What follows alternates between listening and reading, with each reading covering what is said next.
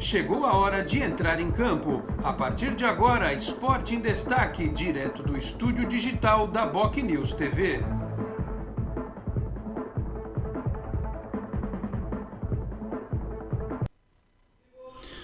Onze da manhã, 31 minutos. Um grande abraço a você que nos acompanha. Estamos chegando com mais uma edição do Esporte em Destaque nesta segunda-feira, 2 de maio de 2022. Vamos juntos até meio-dia e meia, 12h30, com os trabalhos técnicos, a produção e a edição do Felipe Brandão. Você nos assiste aqui pela BocNews TV, a TV do Boqueirão News, um dos importantes e tradicionais jornais da Baixada Santista. Nossa imagem está no canal do YouTube, no player do Facebook, na timeline do Twitter, na página inicial do bocnews.com e também a versão rádio/podcast para você que só quer ouvir o programa, disponível lá no canal de áudio que fica no site do BocNews. Programa desta segunda-feira com cara de pré-jogo, né, aquecimento, porque afinal de contas um dia diferente para clássico, 8 da noite, né, de uma segunda-feira, que só tem uma explicação, óbvio, né, que é um desejo da detentora dos direitos do campeonato, que é a Rede Globo e seus braços esportivos, ou seja, o Sport TV e o Premier. Um jogo na segunda às 8 da noite é para você fazer o vestiário pós-jogo lá no Bem Amigos do Galvão Bueno. E só que junto com ele vamos todos nós, né, fazendo pós-jogo, todas as mídias que fazem a cobertura do Santos Futebol Clube. O jogo vai acabar lá pelas 10 da noite, mas vamos embora até sabe Deus que horas, né? Com ao vivo e depois com os gravados. Então é isso, um clássico em que o Santos, se vencer, volta a ser líder do campeonato. Se empatar, pelas contas que eu fiz, eu não sou muito bom de conta, mas eu acho que dessa vez eu acertei, sobe para terceiro lugar. E se perder de 1-0, fica em quarto. Mas se perder demais, tem que ver o saldo do restante da galera, que tem 7 pontos. De toda forma, a matemática é uma coisa, o rendimento do time é outro, completamente diferente. O que a gente espera é um Santos com uma postura um pouquinho mais agressiva, né? Continuar marcando forte quando joga fora de casa, mas responder o São Paulo quando tiver com a bola nos pés, né? E contra-atacar, que é muito importante. Você pode se defender, mas você precisa contra-atacar. Não pode a bola ficar batendo e voltando o tempo todo lá na frente e não ter susto no goleiro adversário, no caso, o Jandrei. E eu espero que o Marcos Leonardo assuste bastante o goleiro que ele conhece bem, porque esteve aqui no Santos recentemente. Nesta segunda-feira, o Marcos Leonardo completa só 19 anos. Pois é, o centroavante titular do Santos tem 19, tem a ausência do Ângelo de 17, que está lesionado. Tem muitos meninos, né, no time do Santos. Estão amadurecendo com as dificuldades, mas já mostrando muito potencial. Tem gente para ser mais bem aproveitada aí. E os experientes, né? Alguns que chegaram chegando, como o Maicon, como outros, como o Rodrigo Fernandes, que é experiente também, não é veterano, mas tem uma boa experiência, e o Batistão, que se recuperou. Outros precisam também dar a volta por cima, é o caso do Ricardo Goulart. Então, vamos aguardar a escalação do Bustos, até agora nada de muito diferente em relação às últimas horas, mas eu espero um time, por exemplo, sem o Ricardo Goulart na função do Bustos, na função do Batistão, perdão, porque ali ele não rende de jeito nenhum, apesar dele ter dado uma entrevista no Globoesporte.com, dizendo que está tentando entender o sistema tático do Bustos. Eu acho que o Bustos deveria trabalhar de uma outra forma para aproveitar melhor o potencial de alguns dos seus jogadores, mas isso talvez num outro momento, esses testes num outro jogo de outro nível, ele talvez consiga fazer. Mas não agora, porque esse clássico contra o São Paulo vale e vale muito, tá certo? Deixa eu apresentar quem está comigo nesta segunda-feira aqui na BocNews TV, dividindo a tela aí, meu caro Felipe Brandão. Já está aqui o Henrique Farinha, o nosso comentarista titular das segundas-feiras, economista também, homem dos livros, do pensamento, das palavras, torcedor do Santos. E o Rodrigão, centroavante dos áureos tempos, né, em que o Santos estava lá naquele processo de recuperação, jogou em tantos outros times, fez muitos gols, jogou muito em clássico. Lembro de gol do Rodrigão pelo Santos contra o Palmeiras. Hoje em dia está difícil do Santos fazer gol no Palmeiras, mas no tempo do Rodrigão os gols saíam, né, com mais frequência. E o Rodrigão que está à frente do projeto esportivo do Jabaquara Atlético Clube, que está jogando aí o Campeonato Paulista, né, da Série B, né, a popular Bezinha. E vou perguntar para o Rodrigão sobre esse momento do Jabaquara e, claro, a experiência dele importante antes de um clássico, falando aí como alguém que esteve lá nas 4 linhas. Bom, Henrique, primeiro você, obrigado pela presença mais uma vez, bom dia. Fiz umas contas aqui e tal, acertei nos números, é isso mesmo? A conta mais fácil é aquela, ganhar, voltar a ser líder, mas tem umas outras continhas que você pode fazer para ver em que pé o Santos fica ao final desta rodada do Brasileirão. Um abraço, Henrique. Abraço, Alex, bom dia a você, a quem está no chat e a nossa ilustríssima presença de hoje, que é o Rodrigão, né, que foi centroavante do Santos, né. Eu fiz as contas aqui, depois ele pode confirmar, mas o Rodrigão fez 54 jogos e 20 gols pelo Santos, né, números muito interessantes, né. E depois ele rodou bastante, né, ele pode contar um pouquinho da carreira dele para os mais jovens que não acompanharam tão de perto, né? Mas é isso mesmo, você está absolutamente certo, Alex. Você é melhor com números do que você supõe. Se o Santos empatar, ele fica em terceiro lugar. Se o Santos ganhar, vira líder. E se perder, fica em quarto, né? A gente sabe que o campeonato do Santos, é claro que a gente tem de desfrutar esse momento, mas o campeonato do Santos, teoricamente, não é esse. Né? É um campeonato para disputar, sim, tentar uma vaga na Libertadores, mas não é um campeonato para disputar a liderança. A gente sabe disso. Mas agora, já que nos deixaram estar tão próximos da liderança, vamos atrás nela, se for possível, óbvio. Né?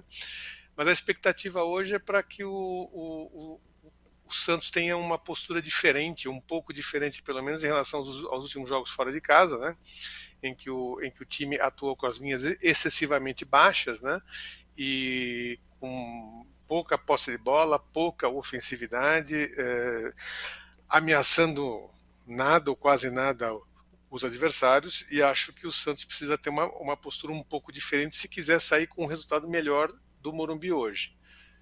Tem de marcar em bloco médio, tem de ter mais jogadas pelos lados, tem que ter mais articulação pelo meio. Vamos ver como é que o Bustos arma esse time para hoje, né?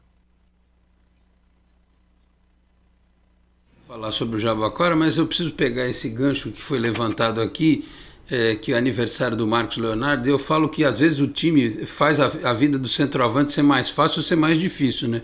Se o time produz e tal, ou joga em função da característica do seu homem de frente, isso pode ser bastante facilitado. Mas quando você tem um esquema que está meio esquisito, o pessoal não está entendendo muito bem, coitado do centroavante. E o Marcos Leonardo faz aniversário hoje, Rodrigão. Coitado do menino, tem que botar bola para ele lá, balançar a rede, né? Um menino que tem muito potencial, um menino da Vila, como você foi também. Acho que nessa posição o Santos está bem servido, né, com esse rapaz que tem um potencial tão grande, que dizem até que ele pode ir embora em breve, né? Se você pudesse dar um conselho para ele hoje, no dia do aniversário dele, contra o São Paulo fora de casa, qual seria, Rodrigão? Bom dia, obrigado pela presença. Bom dia, Alex, bom dia a todos que estão nos assistindo. O Henrique me deixou feliz, né? Porque com o empate o Santos pode permanecer na terceira colocação. Lógico que a vitória seria o mais interessante, pelo fato de voltar a ser líder, mas o conselho que eu daria para o nosso centroavante, Marcos Fica, esse seria o conselho, né? Falando como torcedor santista. Mas a gente sabe que os sonhos dos atletas sempre são de quê? De jogar na Europa. Apesar que hoje, diferente da minha geração, hoje o Brasil, economicamente falando, em relação ao futebol, não fica muito atrás do que a Europa se paga hoje em dia. Até em relação à projeção, mas é o sonho do atleta. É um jogador que vem sendo de extrema importância, mas para a equipe do Santos, mas como você falou, Alex, se não tocar a bola para ele, se não cruzar a bola para ele, realmente fica difícil. O sistema brasileiro fez com que todas as equipes criassem um padrão. Qual que é o padrão? Jogar com o jogador, os beiradas, né, tanto do lado direito como do lado esquerdo, com o pé trocado. Mas esse não é um sistema mundial? Eu falo um sistema brasileiro, é um sistema mundial, mas eu falo um sistema brasileiro porque os nossos jogadores, eles não são formados para ter uma opção de que, fechou o meio, dobrou a marcação no chute, joga para fora, usa o pé ruim e cruza para o centroavante na área. Então não.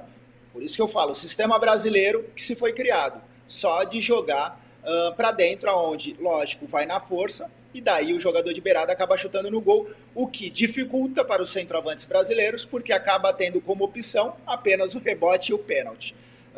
Mas é um jogador, o Marcos é um jogador que vem se destacando, porque não só pelos gols, mas pela maneira como ele, a postura que ele tem dentro do campo vestindo a camisa do Santos.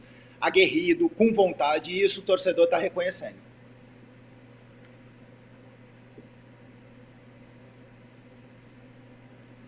Que jogam dos dois lados com eficiência. O Lucas Braga, por exemplo, que é destro, ele tem enorme dificuldade de jogar do lado direito, né? Agora o Dudu do Palmeiras, por exemplo, quando ele vai para a direita, ele vai no fundo e cruza. E quando ele vai para a esquerda, ele vai para o meio e bate no gol. Então são poucos os jogadores que têm essa característica, e muitos, infelizmente, é aquela história, o ponta lateral, né, que tem que voltar para marcar, né, Henrique? Aí o centroavante fica lá, batendo cabeça e tal. Eu sou um pouquinho mais antigo que vocês, então assim, eu vi o Edu, por exemplo. O Edu era um ponta que jogava tanto pelo lado direito quanto pelo lado esquerdo, como de centroavante. Ele jogou muitas vezes em todas as posições de ataque. O Zé Sérgio, por exemplo, era um ponta direita, era um ponta esquerda ambidestro que jogava tanto pela direita quanto pela esquerda. Então, esse tipo de jogador sempre existiu, mas hoje realmente o que o Rodrigão fala é uma grande verdade.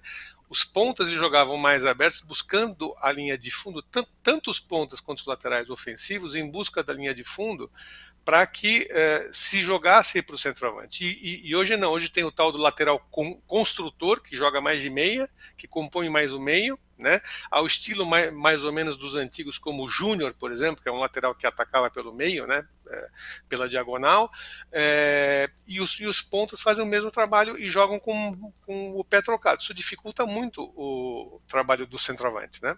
Porque ele não tem quem jogue em função dele, ele tem de buscar mais jogo, tem de articular mais, e isso deixa mais fora da área, mais longe do gol.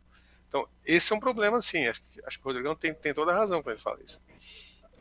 E não só forçando, desculpa até te cortar, Alex, o que o Henrique falou, e falou da postura do Santos, como que o Bustos vai colocar hoje, formar, né, a equipe do Santos para o jogo contra o São Paulo, se vai adiantar as linhas ou não.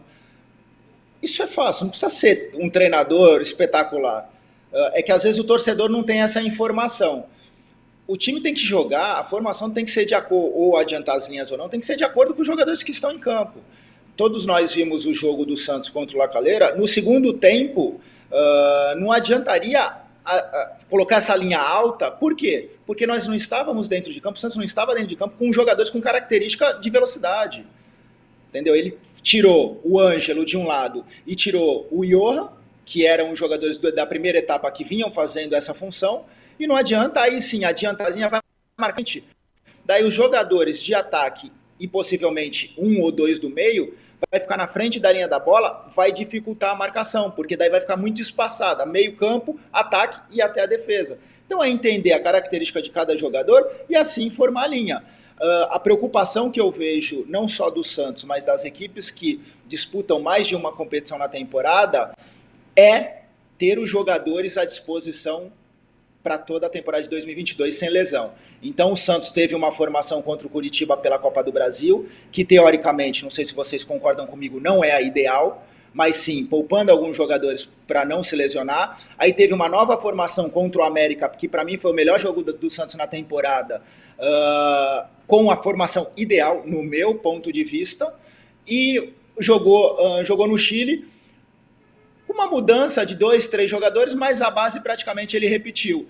E lógico, não adianta a gente colocar culpa em outros mecanismos, né? Mas o que a gente tem que frisar bem, isso eu coloquei também numa entrevista que eu dei, o gramado que estava sendo jogado lá no Chile, ele estava soltando, então os jogadores não tinham um apoio para fazer uma jogada.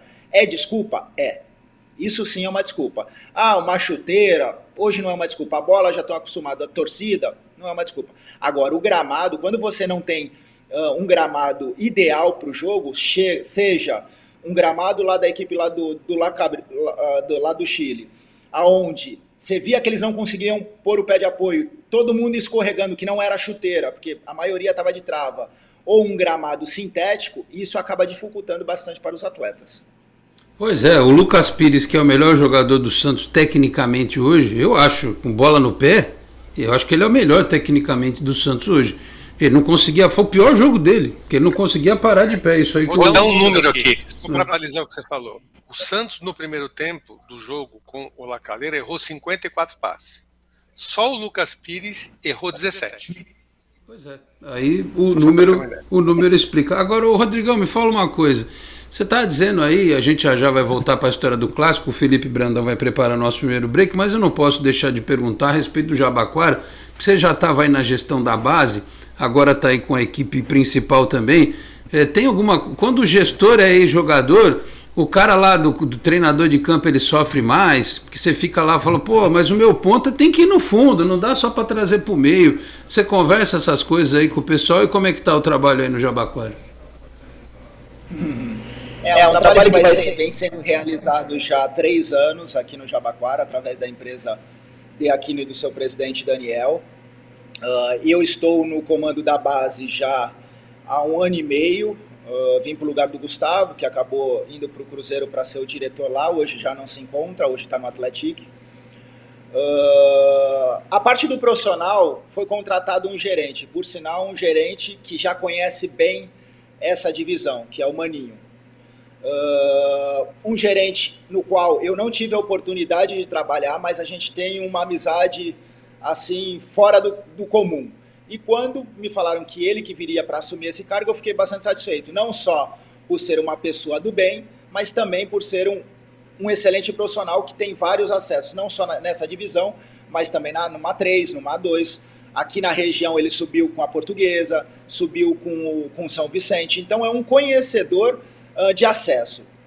E essa é a forma no qual o profissional está trabalhando. Eu faço a supervisão, deixei bem claro, o que precisar de mim estarei à disposição, a parte administrativa continua sendo cuidada pelo Fabiano, nosso japonês aqui, que sem ele a gente fica meio perdido. Então hoje eu tomo conta somente das categorias de base. Lógico, diretamente. Nós vamos iniciar uma competição também, o Campeonato Paulista da categoria Sub-20, nessa quarta-feira, jogando contra o Água Santa. Então, Alex, nessas categorias, principalmente na 15 e na 17, que já vem, e na 11 e na 13, que já vem há um bom tempo, são as categorias que eu procuro estar mais ativo. Porque daí é aquela resenha com os meninos, dicas, conversa com os treinadores, tanto com o Baza do 17 como com o Léo do 15.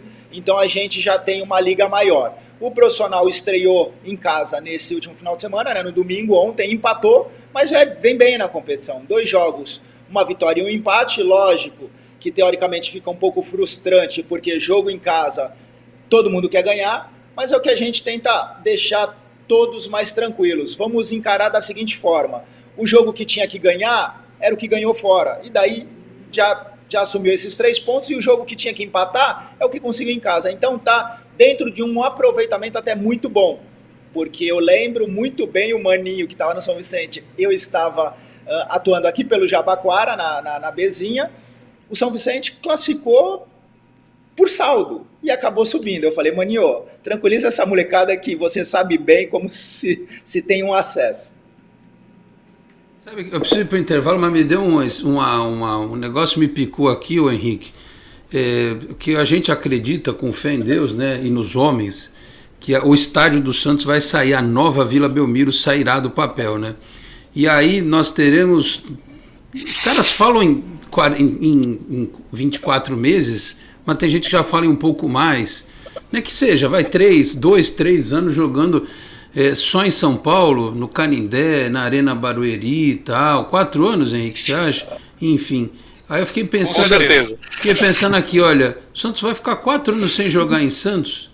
Sei não, viu? Você não dá para dar uma ideia pro pessoal aí fazer umas arquibancadas modulares, porque olha, a caneleira é grande, viu, bicho? Vou te falar, o estádio grande, né? Aliás, teve um tempo em que a medida máxima do gramado era igual ao do Maracanã. É que agora meio que padronizou tudo, né? Agora você tem a arquibancada lá do Jabaquara e você tem um espaço enorme atrás, que dá para fazer um negócio ali, dá para fazer uma brincadeira, hein? Não sei não, porque o Goiás está jogando o Campeonato Brasileiro na Serrinha que cabe 10 mil. Acho que dá para botar uns vintão ali, hein, Henrique? Já vou deixar a senha pro Rodrigão aqui. Acho que o Rodrigão pode nos esclarecer. Acho que a capacidade do estádio da Caneleira hoje está na faixa aí de 8.500 pessoas, mais ou menos, é isso? 8.000 pessoas, é isso? Exatamente. Aqui tem uma parte de onde fica o placar que ela está inativa. Então precisaríamos ativar esse lado da arquibancada, né? Que é o de frente, ficar de frente para as tribunas. E aí sim, isso é que tem espaço, né? Então, como o Alex falou, a gente consegue fazer essa adaptação sem que tenha uma logística desnecessária de ter que jogar em São Paulo. Aí tem que ver se para o Santos, que daí também já envolve outro setor, financeiramente vai ser lucrável ou não. Eu estou falando de mexer ali, mas porque o Santos tem que jogar a base também, né? E não sei se vai dar para jogar o tempo todo e o feminino o tempo todo só no CT Pelé, né? Não sei. O que você está falando é mais ou menos o que o Flamengo fez com a Portuguesa, né? Quando o Maracanã estava fechado, né? A Portuguesa lá no estádio da Ilha do Governador, que é chamado de Estádio do Morro dos Ventos Uivantes, né? Porque lá venta para dentro. Tanto que eles fizeram umas arquibancadas modulares e caiu uma parte que deu uma ventania lá, tiveram que mexer e tal, mas fizeram lá um estádio para 20 mil pessoas na época que o Flamengo mandou os jogos ali, né? É uma possibilidade para se discutir. A área ali tem, eu não tenho a menor dúvida que tem. Os caras começam a me xingar aqui, porque assim, eu acho que é uma ótima oportunidade para o Santos atender o público dele em São Paulo, enquanto a Vila estiver em obra. Vai jogar lá 3, 4 anos. Mas por que não você ter uma outra partida que você faça aqui em Santos, né? Especialmente no Campeonato Paulista, né? Que você tem muito jogo em São Paulo e aí tem aquelas questões da polícia e tal. Fica a dica aqui para o futuro da partida de 2023, tá certo? Tem que ir pro break. Tá na agulha aí, meu caro Felipe Brandão. Então vamos para o break, porque tem mensagem do pessoal que está interagindo conosco e nós vamos falar bastante então deste clássico desta noite, Santos e São Paulo. Será que cai o tabu contra Rogério Ceni, treinador? Pois é, te fala depois do intervalo. Até já. Você é daqueles que acham que ser moderno é ter um aplicativo para cuidar do seu dinheiro? É também. Agora, moderno mesmo é fazer parte de um grupo de pessoas que cooperam e crescem juntas. Tem gente que acha que um bom atendimento é ter um gerente pronto para te ajudar. Nada mal, né? Mas pra gente é ter voz e participar das decisões relacionadas ao nosso dinheiro. Fala sério, você ainda acha que ter desconto na tarifa do cartão é um diferencial? Isso é básico. Pra gente é muito mais. É compartilhar os resultados e ser tratado de forma justa. Dizem por aí que pensar nos outros é levar bicicleta para as grandes cidades. Boa ideia. Melhor ainda é levar transformação para todos os lugares. Tem gente que acha que somos um banco. Somos muito mais. Somos feitos de valores. Rádio, TV, internet e jornal. O Grupo Enfoque Comunicação traz informação com credibilidade em todas as plataformas por meio do BocNews. Acompanhe nossas notícias pelo site bocnews.com ou pela TV no youtube.com/BocNewsTV e ainda na versão digital ou impressa do BocNews. Além do rádio, onde você pode acessar pelo site bocnews.com ou baixar o aplicativo da Rádio BocNews pelo Google Play Store. BocNews, informação com credibilidade em todas as plataformas. 11h55, voltamos com o Esporte em Destaque desta segunda-feira. Lembrando que o Cicobi aqui na Baixada Santista é Cicobi Unimais Metropolitana, sede em Santos, na rua Dr. Carvalho de Mendonça, 187, na Vila Matias. Telefone é o 1332298855. Tem Cicobi Unimais Metropolitana também em São Vicente, Guarujá, Praia Grande, Cubatão, Peruíbe, além das agências na capital paulista, Grande São Paulo e ABC, e com a incorporação do Cicobi Santa também em importantes cidades de Santa Catarina e do Rio de Janeiro, tá certo? Olha, eu já prometo que daqui a pouco vou ler as mensagens do nosso chat. Deixa eu dar uma olhada aqui no Facebook. De vez em quando eu negligencio o Facebook, não dou uma olhada aqui. E também o Twitter. No Twitter tem uma mensagem do Efigênio Filho que diz aqui: bom dia, Lorde, Henrique Farinha, o Rodrigão tem razão. Se jogassem hoje, o Newton Batata estaria na esquerda e o João Paulo na direita. Pois é, é bem provável que isso realmente acontecesse, né, Efigênio? Aliás, só antes de falar do clássico mesmo, o Rodrigão, quem é teu parça? Fala, antes de eu fazer a pergunta. Só um detalhe, tá? O João Paulo não jogaria hoje. Jogaria porque onde? O sistema brasileiro de futebol é a partir de 1,85 m. Nem olharia. Ele não passaria, ele não seria nem observado na categoria de base, não seria avaliado. A não ser se fosse no Jabaquara, porque aqui no Jabaquara não tem isso. Aqui a gente vê o jogador bom. Baixinhos também, ou então no máximo ele ia jogar no meio de campo, era capaz de botar, como ele terminou a carreira, aliás, jogando no meio de campo. Ô Rodrigão, quem é teu parça aí nesse grupo do Santos hoje em dia, que você troca ideia, tem aquela resenha de vez em quando? O Léo Batistão é teu amigo, o Edu Dracena, quem é que é teu parça lá? O que você escuta os caras falarem aí desse momento do Santos, que os últimos 2 anos foi bem embaçado, né? Foi um negócio difícil demais, né? Os caras estão esperançosos aí, os que você conhece lá dentro. Se puder revelar os nomes, revele. Se não puder também, fique à vontade. O que você ouve lá de dentro em relação ao trabalho que está sendo feito, hein, Rodrigo? Na verdade, Alex, até faz tempo que eu não falo com o Edu. Principalmente a gente não toca muito nesse assunto. Eu não falo com o Edu, acho que 1 mês e meio, 2 meses. Até para não se envolver muito, né? Porque isso aí é uma questão muito particular.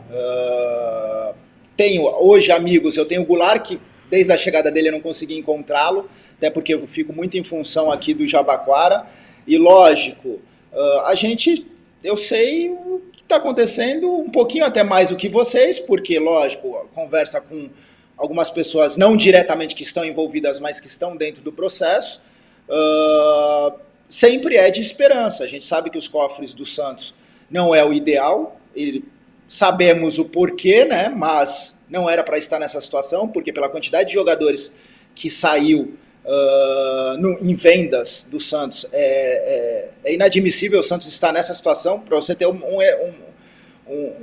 exemplo, eu em 2001 eu fui vendido para a França, o Rodrigão, tá? Não estamos falando do Rodrigo, do Neymar, estamos falando do Rodrigão. Foi vendido para a França por $3,5 em 2001. Então, o que eu quero dizer com isso? Um jogador que é o que eu me considero do nível mediano, saiu por um valor que hoje já é expressivo. Imagina aquela geração de 2002, 2004, que praticamente todos os jogadores saíram para grandes clubes da Europa.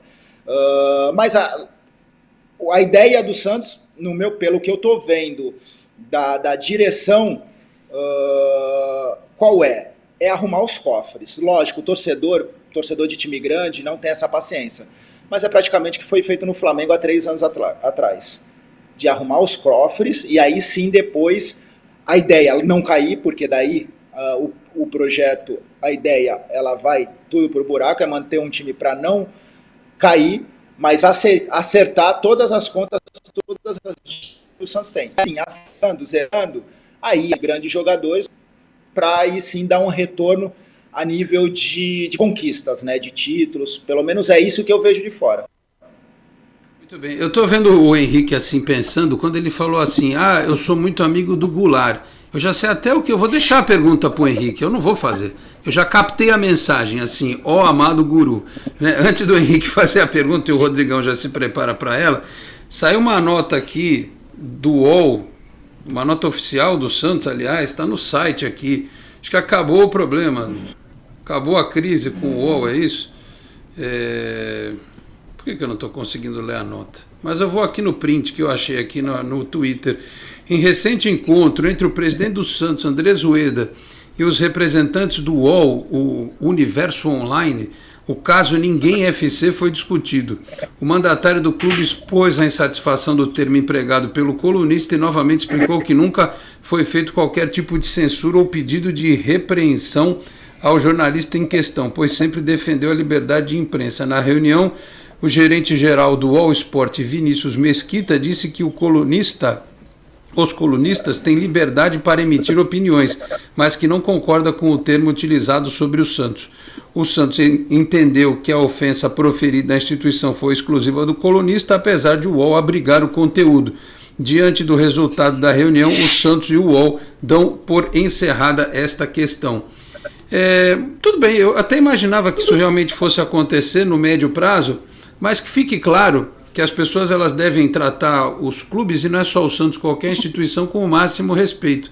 E eu entendo que a liberdade de expressão ela vai até a página 2, porque liberdade de expressão, por exemplo, é você dizer o que você quer dizer sem necessariamente cometer um crime com as palavras. Você pode incitar o ódio, incitar a violência, desrespeitar a honra das pessoas. Isso é crime, né? Então não é porque a internet é uma terra que você pode se expressar da forma como você bem entende, que lhe dá o direito de ofender quem quer que seja, ou de incitar o ódio ou a violência em outros casos nos quais eu não vou pontuar neste momento. Então está feito aí a divulgação do fim do imbróglio entre o Santos e o Portal UOL, e que no final dessa história toda o torcedor do Santos lembre bem de quem não trata o clube como ninguém.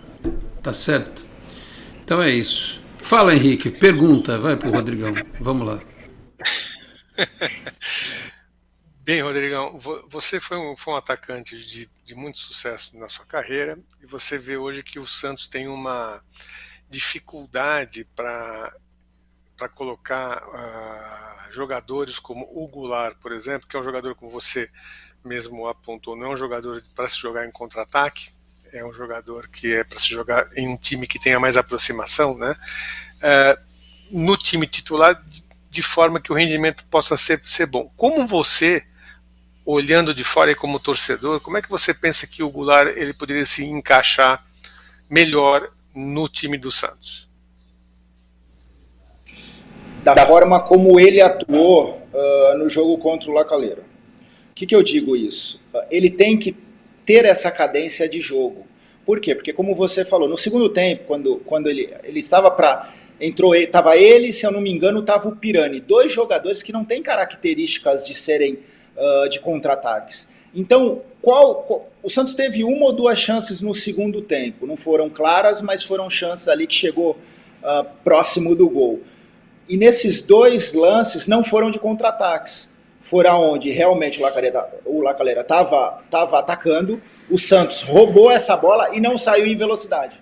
Que lógico, a gente sabe que não é o DNA do Santos, mas é as características dos jogadores. Eles ficaram com a posse de bola e no toque eles chegaram no gol adversário.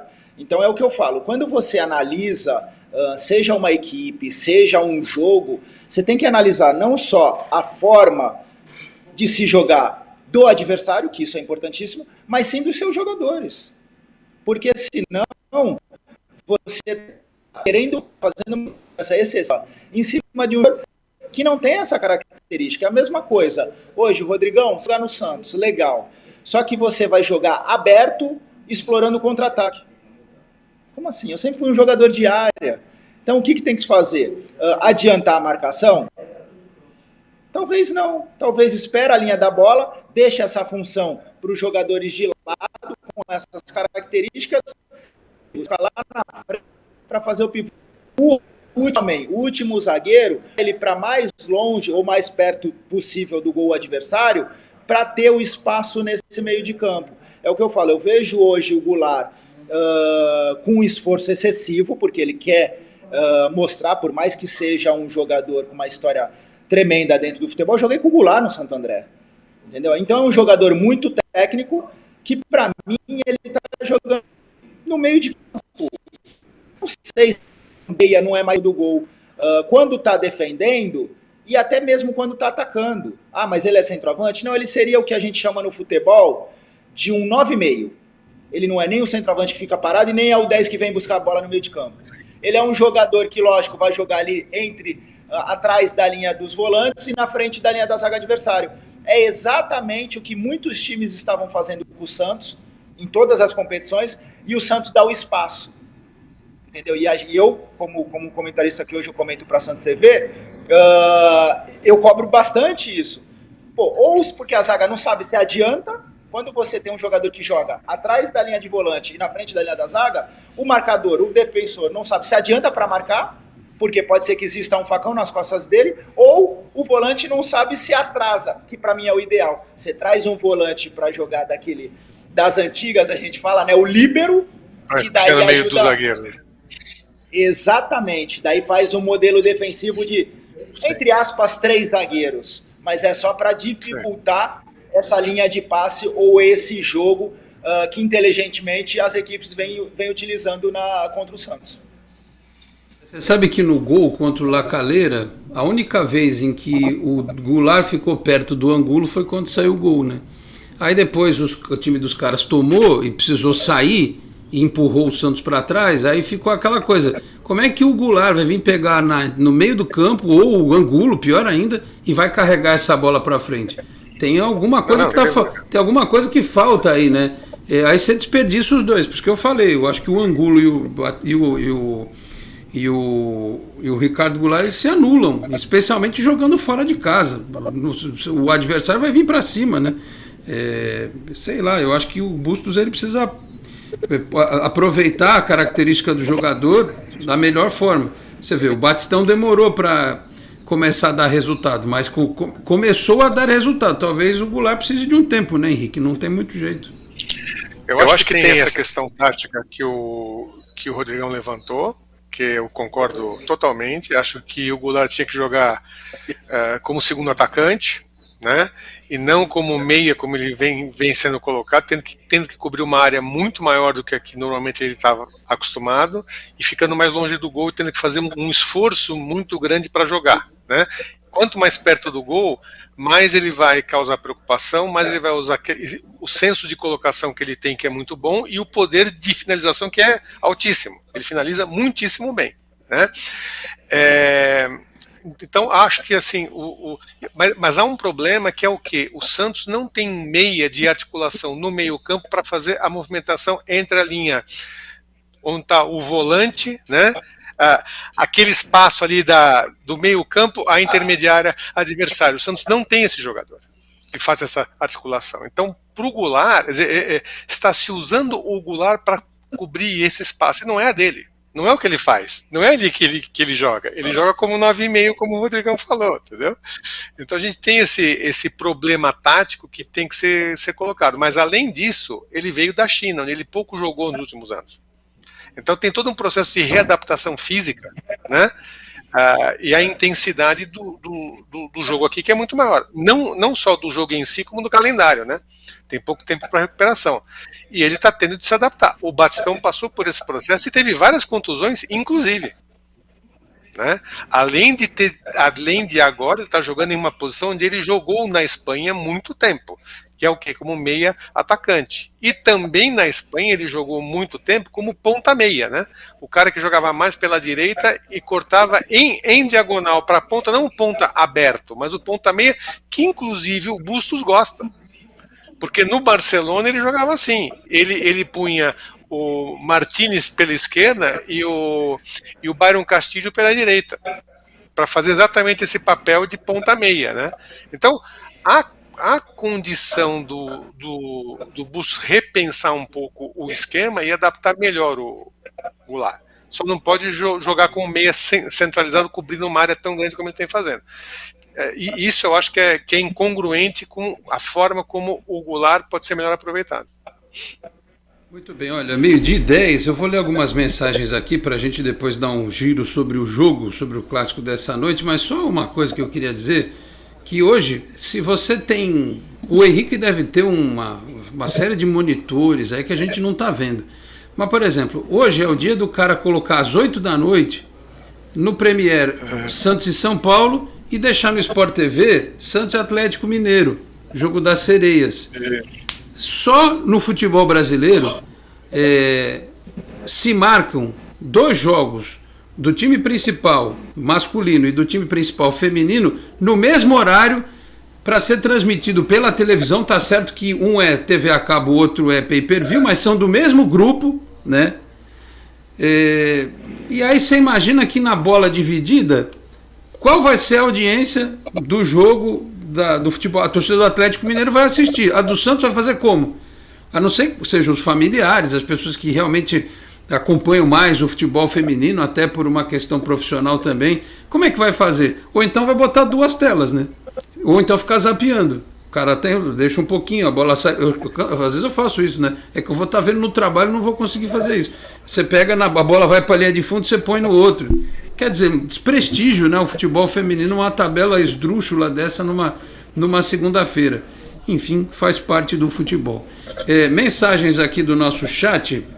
O Cadu Santos, bom dia, Alex. Bem que o Santista poderia ser feliz hoje à noite. O Marcos Seles, bom dia, Alex. Marília na área, o Santos. O Gerson Moreira, bom dia, Alex. Empatar fora é um bom resultado, mas já entrar com isso na cabeça, a chance de perder é grande. Por isso eu espero que o Santos dê trabalho ao São Paulo. O Fabiano Ionta, bom dia, Alex. Que o Bustos não seja covarde hoje. Se tiver que perder, que seja jogando bola. E não tem como um time reativo covarde. Abraços. O Júnior do 780, bom dia, Alex, vamos ganhar hoje. E quinta, só a favor de um time alternativo e poupar os jogadores com mais minutagem. Não te digo nada, viu? Bom, é lá a altitude, né? Eu acho que lá vai ter que jogar quem tiver mais pulmão, né? Tá certo que não é a altitude de La Paz, mas ali precisa ver quem que vai dar mais resposta. Mas são 2.850 metros. Tem 1.000 a menos. É altitude. A menos que La Paz, mas sei lá, né? Acho que precisa ver isso aí. O Reinaldo Vieira, bom dia, Alex. Henrique abrilhantando nossa live. Amigo, se o Bustos tiver um pouquinho de coragem, sairemos do Morumbi com um resultado satisfatório. Não pode jogar com as linhas baixas. O João de Souza, a pergunta é, o Santos tem jogadores para atuar de forma diferente? O seu Cino Alves, bom dia, Alex, e aos convidados da live. Será que vamos fazer um daqueles jogos elétricos ou será aquele jogo sem chutar uma bola no gol durante 90 minutos, sofrendo a pressão o tempo todo? Diz aí. O José Vale, vocês não acham que o problema do esquema do Bustos é que ele joga com apenas um atrás da linha da bola e a outra no meio campo, não fica ninguém na frente da área e a segunda bola é sempre do adversário? Não deveria ser, porque tem jogadores lá para essa função aí. Enfim, agora sobre o clássico, Rodrigão, será que hoje a gente pode ver um revival, digamos assim, do que foi aquele Santos e Corinthians em Itaquera? Porque todo mundo achou que o Santos ia tomar uma paulada lá em Itaquera, foi lá e ganhou. Ele não tem o Ângelo hoje, mas acho que se ele montar o esquema bonitinho, e o esquema bonitinho, ao meu ver, é o Batistão no meio, o Marcos Leonardo de centroavante, o Barbosa na direita e o Braga na esquerda. Eu tenho defendido essa tese. O Júlio não faz a ponta direito e o Lucas Braga na direita não faz a dele direito. Isso é que eu me fiz entender. Esse era o time que eu colocaria. Então acho que está todo mundo de acordo aqui, né, Rodrigão? Que não dá para ficar só lá atrás defendendo. João Paulo espalma, defende, faz milagre e a bola não parar no ataque, né, Rodrigão? Exatamente. E a gente nota, né, Alex, que o torcedor ele quer a linha alta. Só que foi o que eu falei anteriormente. Para você ter essa linha, você tem que saber com quem que você está jogando, no campo que você está jogando, e o momento, quais são os jogadores que você tem à disposição. Então, o que eu quero dizer com isso?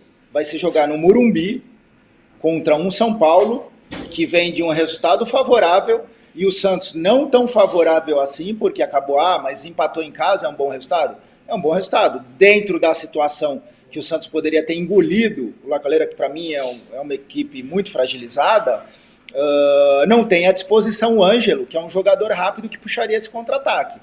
Então, muitas das vezes, a estratégia dentro do jogo, ela tem que ser diferente. O que eu quero dizer com isso? Vai se adiantar a linha? Eu acho que para esse jogo não seria o ideal.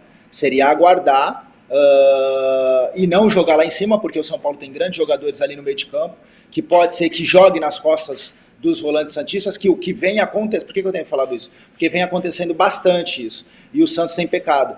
Então, ali na intermediária defensiva, o Santos tem encontrado ainda um pouco de dificuldade. Como que se resolve isso? Lógico que tenho certeza que isso está sendo treinado, é a marcação em cima, sem esperar aguardar o adversário receber essa bola. Porque se ele recebe e tem hoje 5 segundos para pensar, ele faz a jogada. Então o jogador recebeu, já encosta. Por que eu digo que está treinando teoricamente? Porque o Santos nessa maratona de jogos que é o futebol calendário brasileiro, muitas vezes não dá para fazer essa correção, é só no bate-papo mesmo, com viagem para fora do país, com viagens longas. O que vale o treinamento é a recuperação, é o descanso.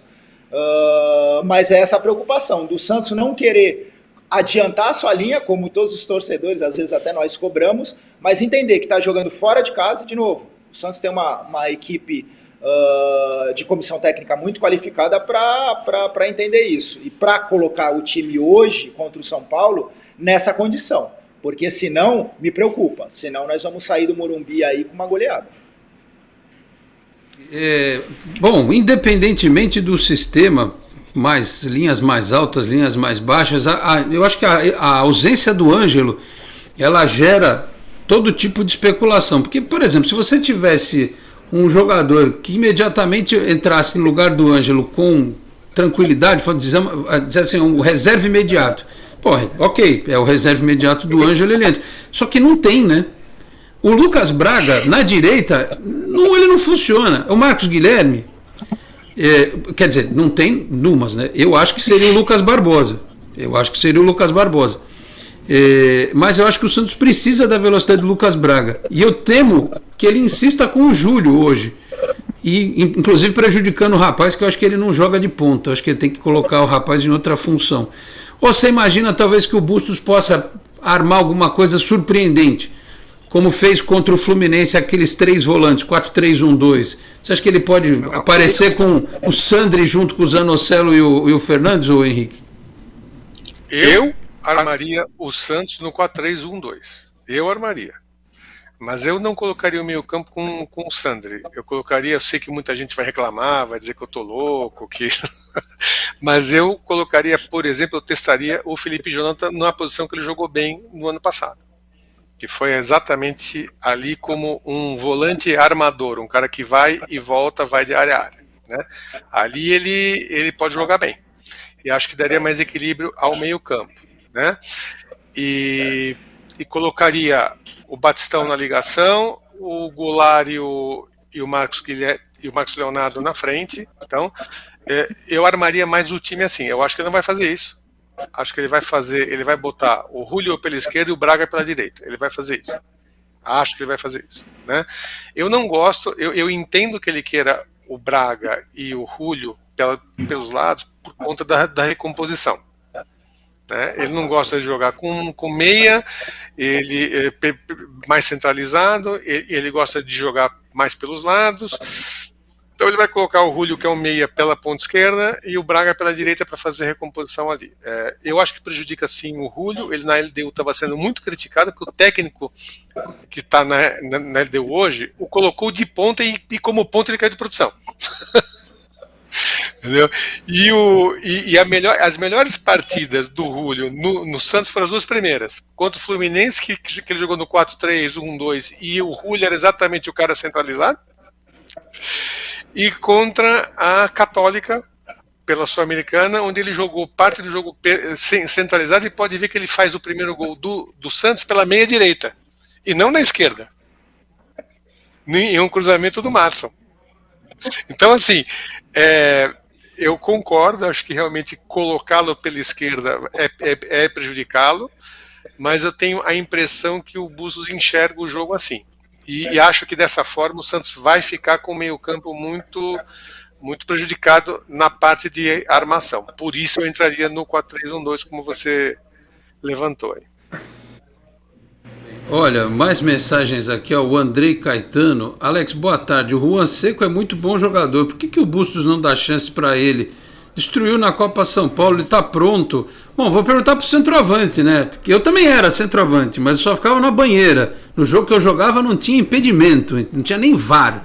Era só ali pá, a bola para dentro. Era o banheirão. E era gol caixote ou não? Também. Não, o gol caixote era goleiro, porque eu separava na frente e não passava uma, rapaz. Vou perguntar pro centroavante. O Juan Seco tinha que jogar mais, ô Rodrigão? É difícil, né? O Henrique falou, no decorrer aqui da nossa conversa, e sabe da necessidade que o Santos tem hoje dentro do seu elenco. E lógico, todos sabem que é um meia de ligação. Realmente esse meia que faça a bola chegar para os seus atacantes. Ali de centroavante, tem o Marcos Leonardo, que está muito bem. Tem o Batistão, que pode fazer essa função. Tem o Angulo, que no último jogo entrou de titular e acabou fazendo um golaço. Tem o Lucas Barbosa, que por mais que jogue de lado, também faça essa função. Então, ainda teria que aguardar um pouquinho, porque tem muitos jogadores que podem fazer essa função e que estão em melhores condições. Horácio Irata dá bom dia, boa tarde à nação fantástica. Eduardo Rebes, o Inter fez isso com o estádio do Novo Hamburgo, quando o Beira-Rio foi totalmente reformado, jogou por lá 2 temporadas. O Mário Carlos Silva, bom dia Alex e amigos, vivo perguntando por que o Santos não manda jogos no interior, como aqui no Vale do Ribeira e em outras regiões. Eu acho que também pode, viu? Teve um jogo do Santos na Copa do Brasil uma vez, em São José dos Campos. Só não lembro qual foi o adversário, mas o Elano fez gol, e não faz muito tempo não. Eu acho que deve, não só pode como deve prestigiar essa torcida, porque aí quando o Santos joga no interior, quando joga o Campeonato Paulista, aí a arquibancada visitante fica lotada, isso quando o presidente do clube lá não bota o ingresso salgadíssimo, mas o melhor público da Ferroviária no campeonato foi naquele remarcado, caso da chuva, né? Santos e Ferroviária. Foi o maior público que eles tiveram lá foi porque a torcida do Santos encheu a parte que cabia a ela. Enfim, eu acho que pode sim ser pensado em jogar em Araraquara, jogar em São José dos Campos, tem bons estádios, jogar em Campinas, acho que não tem problema nenhum, né? O Santos jogar também no interior, fazer esse rodízio aí. Aliás, eu defendo isso. O Santos vai jogar contra o Ceará na Arena Barueri nesse mês de lembrando de maio, né? Que a Fonte Luminosa tem capacidade para 25 mil espectadores e o Martins Pereira, que é em São José dos Campos, para 16.500, né? Então são estádios, e aí tem o Brinco de Ouro, que você mencionou, que é um estádio que tem capacidade hoje para mais ou menos 28 mil pessoas atualmente. Todos eles Os jogadores adoram. Os jogadores não gostam de ficar viajando? Não, né? Lógico que não. O jogador quer jogar no seu estádio, né? Quer jogar no seu... Mas se tiver reforma, vai fazer como, né? O problema é esse, se tiver reconstruído. Mas então, lógico, da necessidade, do outro lado, veja essa parte de gestão também. No interior, a torcida do Santos é muito forte. E tem que explorar, não bater o martelo, como você falou, Alex, o Henrique também frisou aqui, não somente num local. Tem que explorar o torcedor santista, sim. Época que você um pouco depois, Rodrigo, um pouco antes, quando fechou a Vila para fazer o gramado, e porque o Santos jogou no Ibirapuera um tempo, né? Você é daquela época? Mas o Ibirapuera lá, que é o líquido de Castro. Não, mas eu só estou perguntando pro Rodrigão como era a sensação de não ter a Vila. Não sei se você estava nessa época. Não estava não, Alex. Mas foi como eu falei. Eu não entendia por que jogava, mas quando a gente tinha que jogar no Morumbi ou no Pacaembu, a gente não gostava. Eu sou da época que eu morava em Santos, quando eu era moleque, ia ver o Pelé, queria ver o Pelé de qualquer jeito, e o meu pai me carregava. Para ver clássico, a grande maioria eu vi no Pacaembu e no Morumbi. Na Vila se jogava muito poucos clássicos. O Santos só jogava em São Paulo porque ganha renda. E jogos contra times como Guarani, Ponte Preta, Juventus, na maioria das vezes, eram em São Paulo. Não eram na Vila, não. Há poucos jogos antes do trabalho. Eu falo isso, desculpa até te cortar, falo isso visão de atleta, tá? Porque o atleta, ele não tem essa visão macro do que é um clube de futebol. Então ele entende ali do jogo, enfim, até porque ele não tem... Alguns se interessa por saber e outros não. Mas hoje, vendo essa gestão do clube, que tinha que ter eu acho que tinha que ter, até vale aqui uma dica, umas reuniões, umas palestras para os atletas, para eles saberem que por mais que eu tenha tido uma educação familiar muito boa, estudei em boas escolas, essa parte de futebol eu não entendia da parte macro, e o jogador tem que ter esse entendimento para saber todo o envolvimento, Porque às vezes a gente só tem aquela visão micro de, é só jogar bola, mas não. Às vezes o atleta não tem nem noção do que é ele ganhar uma partida, ele deixar de levar um cartão amarelo numa competição onde o clube tem que pagar uma multa, onde o clube tem que buscar recursos para poder arcar com seus salários. Sei lá, fica a dica. Eu sempre ouvi isso, né? Que o jogador ele gosta muito de jogar na Vila porque acabou o jogo, 5 minutos depois ele está em casa. E um outro argumento que muita gente tem, e que até é razoável, de que o Santos, quando faz um clássico em São Paulo com o mando do Santos, ele viaja para jogar contra o adversário que fica em casa. Os caras já falam assim, o cara já começa a perder o clássico de descer a serra, de ter que pegar a Anchieta e tal. É um ponto de vista, mas a gente está diante de um momento em que o Santos vai ficar talvez 4 anos fora de Santos, e aí você tem que ter todas as alternativas, inclusive talvez para até, como a gente falou no começo do programa, jogar por aqui, né? Se houver uma adaptação, uma parceria nesse sentido. Sim. Tem um calendário.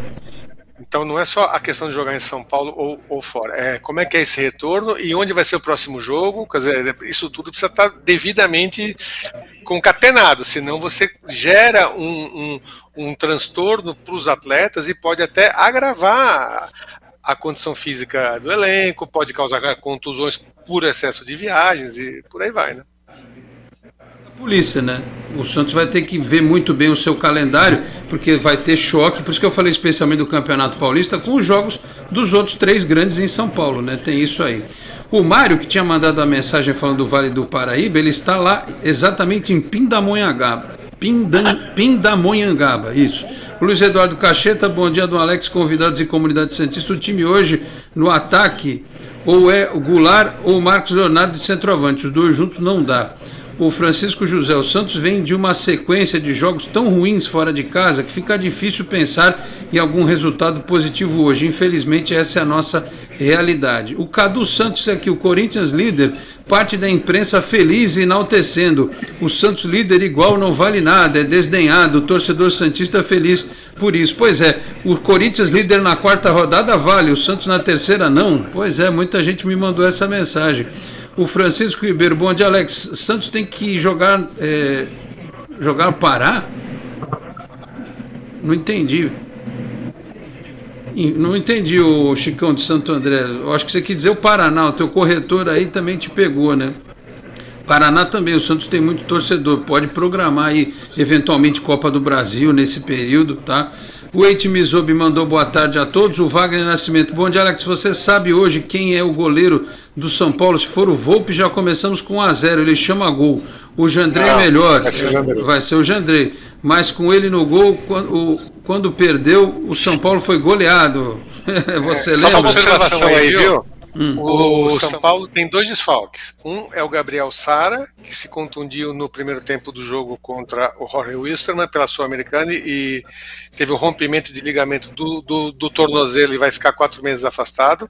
Passou por cirurgia ontem. E o Rogério Ceni foi expulso no jogo com o Bragantino e não vai estar no banco. Quem vai estar vai ser o Charles Rambert, que é o francês que é assistente dele, né? Sara que adora fazer gol no Santos, né? É óbvio que a gente não está aqui desejando mal para o rapaz, plena recuperação para ele, mas que ele faz bastante gol no Santos, faz. O José Silva, Momentos Fantásticos, boa tarde, Alex e convidados. Meu maior medo hoje é o Bustos Pardal colocar o Maranhão de titular e o Santos com 3 volantes, o que não é difícil de acontecer. O Tarcísio Freitas, que não é o popular e famoso ministro, esses jornalistas mais antigos não sabem se reinventar e para conseguir estar em destaque causam esse tipo de polêmica. Sou eu que estou causando polêmica? Qual foi a polêmica? Ah, entendi, desculpa, tá? Você está falando do Ninguém FC, desculpa, pensei que estava bravo comigo. Eu até tinha esquecido desse detalhe já. A Florência Irigoyen, Palmeiras, Atlético Mineiro, Flamengo hoje, esses times têm elenco. O elenco não são só 11, mas 18, 20 jogadores. Porém, entram 11 e há rodízio. Qual o problema o Goulart ficar fora um jogo e entrar no outro? Nenhum, Florência. Também eu não acho que tem problema, não. Eu só acho que quando ele entrar, ele tem que entrar com um companheiro de ataque ou de meio que ajude a potencializar o jogo dele. Só isso. O José Edmilson Lameu, parabéns pelo trabalho de vocês. Meu time para hoje seria João Paulo, Maicon, Bauerman, Madison Lucas Pires, Fernandes Anocelo Barbosa, Júlio Batistão e Marcos Leonardo. O Danilo Rattori, salve Alex, Farinha e Rodrigão. Boa observação sobre o horário das sereias. Lembro que no dia do jogo do Coxa também estava marcado Sereias e Crespon para o mesmo horário e local. Mudaram em cima. A CBF joga contra os próprios campeonatos. O Navais, boa tarde a todos, sou montanhista e 2.890 são equivalentes ao Pico da Bandeira, o terceiro maior pico do Brasil, sei como é a altitude. Navais, ainda bem que você é montanhista, porque eu acho que eu não chegava nem na metade disso aí, já ia precisar ir com aquele home care do lado. O João de Souza, o problema do Ed Carlos é contratual? Dizem que não, mas eu acho que é. O Mário está dizendo aqui é Vale do Paraíba, não é Vale do Ribeira. É que tem uma coisa que eu confundo a vida inteira, é o Vale do Paraíba com o Vale do Ribeira, eu sei. O Vale do Ribeira é lá Sete Barras, Cananéia, Eldorado, Registro, eu sei disso. É que eu fui traído aqui pela velocidade do pensamento. Desculpa, viu, o Mário? É isso aí. O Rogério Zanguelme, Alex, tinha que vir para Londrina de vez em quando, tem muito santista no norte do Paraná, também acho, concordo com você. Tá aqui o Peter Leandro Silva, esteve com a gente aqui na sexta-feira. Boa tarde, amigos, um grande abraço a todos na bancada. E o Tarcísio, você é antigo, Alex? Eu sou antigo, mas você vê, a gente tenta se modernizar, né, como alguns pedem aí, mas ser antigo ou ser novo não quer dizer muita coisa, você tem que saber basicamente respeitar a todos. Meus caros, olha, 12h33, temos que fechar esta edição do Esporte em Destaque, vamos aguardar aí o jogo do Santos contra o São Paulo e na quarta-feira a gente vai poder trazer aqui os detalhes de como foi o jogo. Rodrigão, obrigado pela presença, um abraço, boa sorte aí na sequência do trabalho no Jabaquara. Vamos ver o que sai deste clássico Santos e São Paulo e, como eu sempre digo, volte outras vezes aqui ao programa, tá certo? Obrigado pelo convite, pode deixar, hoje eu estou um pouquinho atarefado aqui, não consegui sair aqui do escritório, mas me comprometo aí que na próxima eu estarei presente. Obrigado pelo convite, Alex, um grande abraço, Henrique, e a todos que nos assistiram. Valeu, Rodrigão, obrigado, Henrique, um abraço, em boa semana e que o Santos hoje vença e fique mais uma semana aquela piada do segue o líder, hein, Henrique? É isso aí. Nós todos fazemos votos. Um grande abraço para você, Alex. Um grande abraço para o Rodrigão também, que ele tenha muita sorte e sucesso nesse trabalho com o nosso querido Leão da Caneleira, que eu acompanhei por muito tempo. Hoje já nem tanto, moro em São Paulo, então já é mais difícil, mas de vez em quando eu dou minhas sapiadas para ver o que está se passando, né? Mas vamos torcer para um bom desempenho hoje e que o Santos saia com um ótimo resultado do Morumbi. Valeu. Semana que vem o Henrique Faria estará conosco novamente por aqui. 12h34, meus caros, fechamos assim esta edição do Esporte em Destaque, agradecendo ao Felipe Brandão pelos trabalhos técnicos, a produção e edição, que foi possível colocar no ar aqui, né, o nosso Esporte em Destaque pela Boc News TV, a TV do Boqueirão News, um dos importantes e tradicionais jornais da Baixada Santista. Quarta-feira voltamos às 11h30 da manhã. Muito obrigado a todos pela audiência, um grande abraço e até a próxima. Tchau, pessoal. Você acabou de ouvir Esporte em Destaque, direto do estúdio digital